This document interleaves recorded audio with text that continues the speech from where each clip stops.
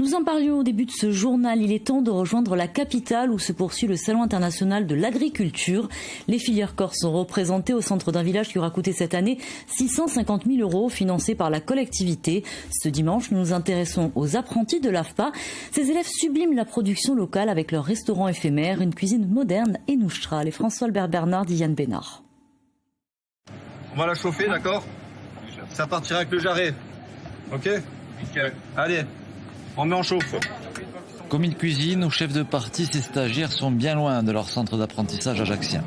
Ici, les conditions sont différentes de ce qu'ils connaissent déjà. Pour les formateurs, tout l'intérêt est là. Oui, chef. Là, ils sont vraiment en situation réelle et ils savent, ils rencontrent tous les problèmes qu'on peut rencontrer dans ce salon d'agriculture. C'est important pour moi de savoir même tous les produits de Corse.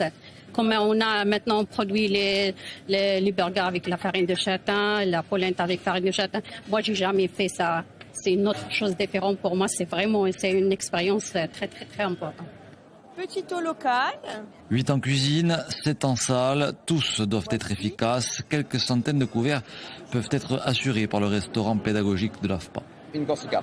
Alors, c'est parti.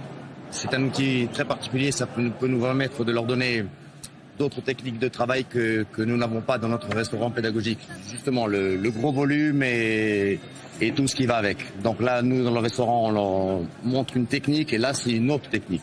Donc voilà, ça leur fait du bien, ça leur fait de la manipulation et c'est très bien. Alors, on envoie le jarret.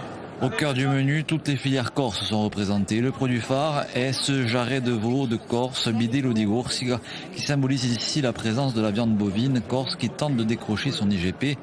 Une fierté pour les stagiaires de proposer de tels produits.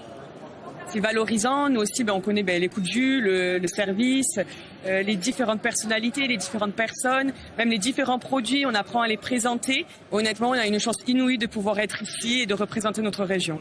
Les 10 jours de service de ce restaurant pédagogique auront coûté à l'AFPA près de 50 000 €. L'objectif, selon eux, valoriser les métiers de la restauration, valoriser les produits et les savoir-faire insulaires tout au long de ce salon international de l'agriculture. Nous en parlons